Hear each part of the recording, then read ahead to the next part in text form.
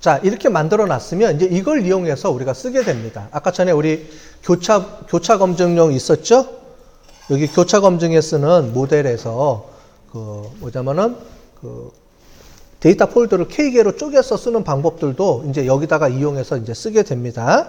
자, 어떻게 쓰는지 이제 보여드릴게요. 먼저 학습 곡선에 대해서 해볼게요. 학습 곡선은 데이터 개수에 따라서 그 정확도가 얼마나 올라가는지 떨어지는지를 보는 거예요. 무슨 얘기냐면 정확도가 일정 이상 수준이 돼야 되죠. 0.9, 8, 0.9 이상 높아져야 되는데 혹시 데이터 개수 때문에 이게 더 안 올라가고 그 정확도가 낮은지를 한번 체크해 보는 거예요.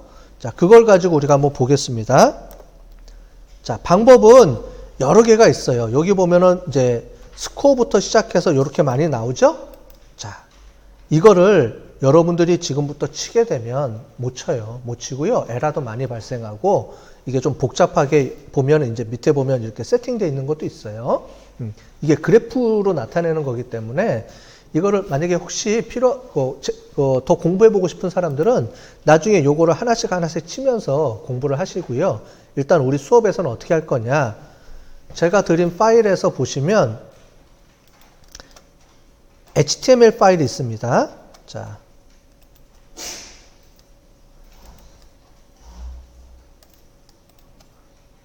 여기 HTML 파일 있죠?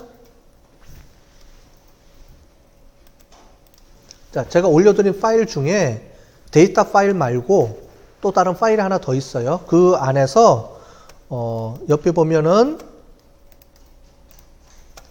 요 IPython 파일은 실행이 안 되니까 이건 옮겨야 되니까 뭘 할 거냐면은 지금 이런 거 같은 경우에는 우리가 저기 HTML 파일이 그 안에 들어가 있죠? HTML 파일을 실행을 시키세요. 자, HTML 그냥 클릭하면 바로 실행돼 버리죠? 되셨어요? 얘는 작동하는 게 아니고요. 화면만 보여주는 거예요. 화면만. 그러면 쭉 밑으로 내려와서요. 요거 띄워놓고 두 개를 카피해서 쓸 겁니다. 제일 마지막에 여기 있는 것 중에서 요건 우리가 해봤으니까 여기 있죠? 여기서부터 여기까지 그대로 카피해 오세요. 여기서부터 여기까지. 자, 학습 곡선 있죠? 여기부터 여기까지 카피. 컨트롤 C에서 복사해 가지고요. 여기 와서 여기다가 여러분들이 하나 만들어서 붙여넣기 해주세요. 예를 들자면 이런 식으로 해서 붙여넣기. 그럼 자동으로 이렇게 붙여집니다. 그죠? 별 작업 안 하고 붙여지죠? 일단 요거 실행해 볼게요. 얘를 실행해 보면 아이고.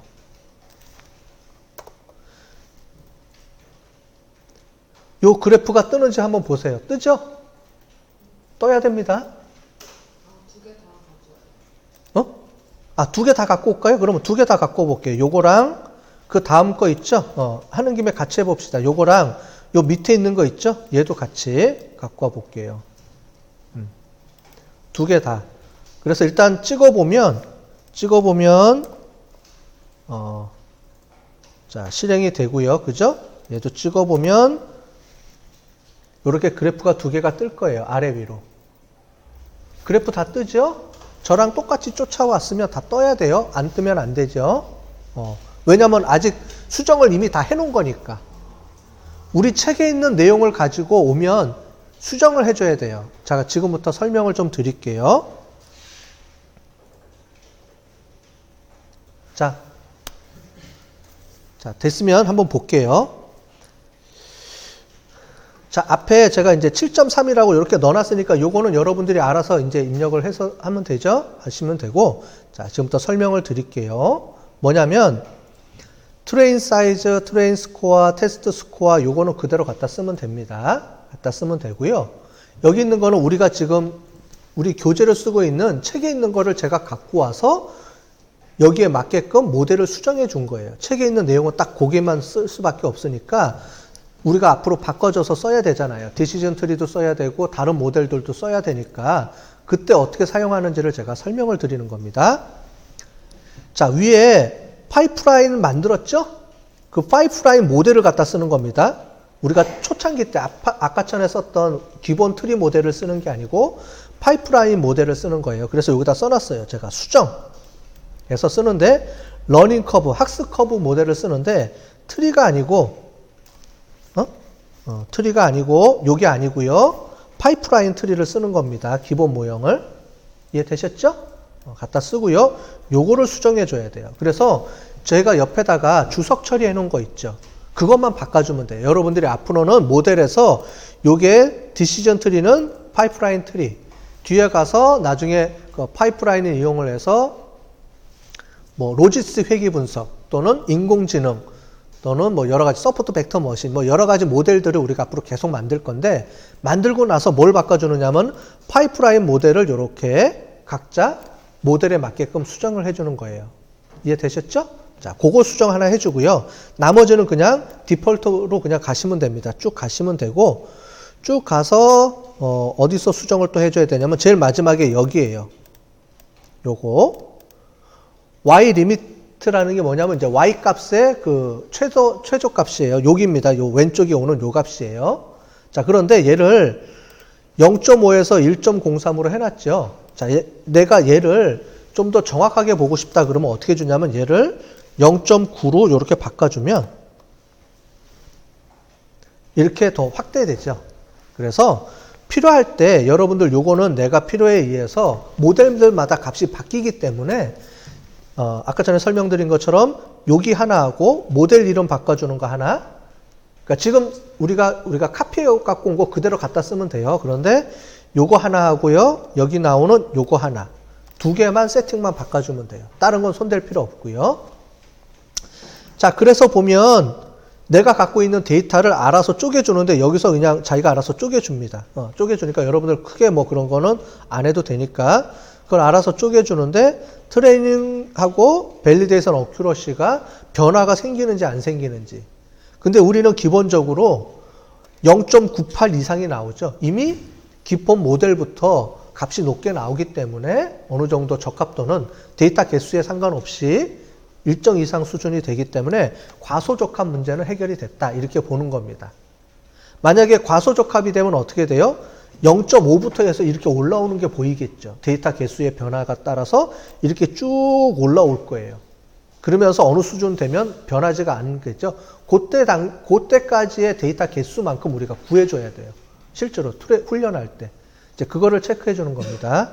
자, 봤더니, 여기 이 모델에서는 굳이, 데이터가 어느 정도 우리가, 이게 5,000개나 되죠. 지금 5,000개에서 70% 했으니까 3,500개를 쓰는 거기 때문에 큰 문제 없이 우리가, 데이터 개수는 상관없이 적합도가 어느 정도 해결됐다. 과소적합은 문제 없다. 이렇게 우리가 본 거고요. 얘가 이제 과대적합, 이제 파라메타를 이용을 해서 우리가 과대적합을 해주는 건데, 자, 보세요. 중요한 게 요겁니다, 요거. 제가 그렇게 설명했던 게 요 부분이에요. 파라메타 레인지라는 게 있는데, 얘랑 같이 봐야 돼요. 얘랑. 자, 얘랑입니다. 자, 에스티메이터에서 파이프라인 트리는 이해가 되셨죠? 그죠? 그런데, 자, 보시면, 파라메타 네임에서, 아까 전에 우리가 파라메타 수정하는 값을 이게 아니고요. 요게 아니고 보시는 것처럼 decision tree classifier underbar max underbar depth라는 걸 쓰는 겁니다. 자, 보시는데 자, 나중에 이걸 치면 에러가 발생해요. 어떤 발생하냐면 얘가 하나가 아니고 두 개예요. 자, 그래서 얘를 가지고 쓸 때는 파라메타를 이제 나중에 우리가 수정을 해줘야 되잖아요. 수정을 해줄 때 타이핑하면 안 돼요. 타이핑하면 에러가 많이 발생해요. 그래서 아까 전에 어떻게 본 거냐면 위에 가보시면 요거 있었죠. 아까 전에 파라메타 키를 우리가 찾아가지고 화면에 출력하게 해줬잖아요. 그러면은 얘를 갖다 쓰는 겁니다. 내가 필요한 데이터가 있으면 이 데이터, 요 파라메타를 그대로 카피해 갖고 와서 쓰는 거예요. 만약에 내가 얘가 필요하다 그러면 요거를 그대로 카피해 갖고 와서 써야 돼요. 치면 에러가 나요. 항상 에러가 나더라고, 치면. 그러니까 요 키를 이용해서, 그래서 아까 전에 제가 미리 사전에 이렇게 구해 놓은 겁니다. 구해 놓고 여러 가지 옵션들 중에서 내가 필요한 옵션들을 하나씩 체크해 가면서 검증을 할 수가 있어요. 근데 디시전 트리에서 가장 중요한 변수, 파라메타 변수가 가지치기잖아요. 그죠? 가지치기이기 때문에 맥스 뎁스를 이렇게 세팅해 준 겁니다. 요 안에서 바꿔주면 우리가 헷갈리기 때문에 위에 요렇게 바꿔준 거예요. 요 파라메타 네임. 자, 그래서 미리 세팅을 해주고요. 요렇게. 그래서 맥스 뎁스가 하나일 때, 즉 한 번만 잘라줄 때, 가지치기 한 번만 해줄 때, 두 번 해줄 때부터 해서 총 10번까지. 물론 이게 100개, 1000개까지 갈 수 있어요. 근데 그렇게 가면 너무 힘들죠. 그러니까 보통 10개 정도 수준에서 잘라줘야 되겠죠. 그래서 한 번 잘라줍니다. 그래서 저는 1번, 제일 중요한 게 클래시피케이션에서 맥스 뎁스가 중요한 그 하이퍼 파라메타로 보기 때문에 얘를 이용해서 잘라준 거예요, 먼저. 자, 얘를 가지고 잘라주는데 그 기준점이 얘입니다. 얘인데요. 위에 있는 얘를 갖다 쓰는 거예요. 원래는 이렇게 쓰는 겁니다. 이렇게 쓰는 건데 이렇게 쓰면 계속 바뀔 때마다 헷갈릴 수도 있고 하니까 차라리 이렇게 먼저 앞에다가 세팅을 해주고요. 뒤에다가 이렇게 붙여줍니다. 왜냐하면 나중에 뒤에 가서 앙상블이나 이런 데 가면 모델 하나에도 파라메타가 뭐 서너 개 되는데 그런 모델이 서너 개 또 있어요. 내가 하이퍼 파라메타만 수정해줘야 될 게 한 10몇 개가 생겨요. 그럼 정신이 없겠죠? 그러니까 앞에다가 미리 이렇게 세팅을 먼저 해주고 이렇게 갖다 쓰면은 편하겠죠. 자, 그래서 수정이라고 해준 거 요거 하나, 2개, 요거 3개 됐죠? 요거를 가지고 앞으로 여러분들이 다른 모델이 생기면 요 3가지만 바꿔주는 거예요. 뒤에 가봅시다. 뒤에서 바꿔주는 게 여기 있네요. 여기서 보면 2개가 더 있네요. 요거는 뭐냐면 레이블이 우리가 맥스 뎁스를 레이블로 했으니까 요거 바꿔줘야 되겠죠? 그죠? 그 다음에 요거 밑에 요거 있죠? 요거는 당연히 이제 표시해 주는 게 틀리니까 요거를 바꿔주면 됩니다. 그렇게 해서 바꿔준 거예요. 자, 그러면 딱 보시면 우리가 맥스 뎁스가 세 번째에서 결정이 되겠죠. 자, 보시면 여러분들 볼 때 여기 보시면 이제 짝수로 나와 있어서 안 보이지만 세 번째, 네 번째가 훈련용하고 트레이닝하고 거의 변화가 없죠. 여기가 세 번째 아니면 네 번째일 것 같아요. 그죠? 왜냐면 이 위로 가면은 갑자기 벌어지죠. 그러니까 과대적합되는 거죠. 훈련 모델에 과소적합되니까 훈련 모델은 계속 올라가는데 테스트 모델은 변화가 없다는 거는 과대적합되고 있다는 얘기죠. 지금 이해되셨죠? 훈련용 모델에만 데이터가 자꾸 적합되는 거예요. 테스트용이 올라가야죠, 결국은. 근데 밑에서부터 올라갈 때는 어느 정도 쭉 올라가서 정확도가 올라가다가 여기부터 변화가 이제 갭이 벌어지기 시작하니까 여기나 결정을 해줘야 되죠. 그죠? 근데 이렇게 눈으로 보고 하는 것보다는 정확하게 어떤 수치를 가지고 얘가 뽑아주면 편하겠죠.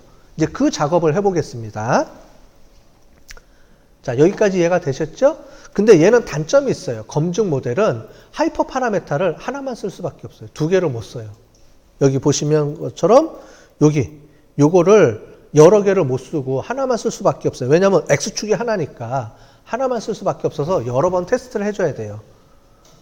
그런데 그래프로 안 변해주고 여러 개 테스트할 수 있는 방법이 있는데 그게 뭐냐면 하이퍼 파라메타 튜닝이라는 겁니다. 이제부터 이거를 설명해 드릴게요.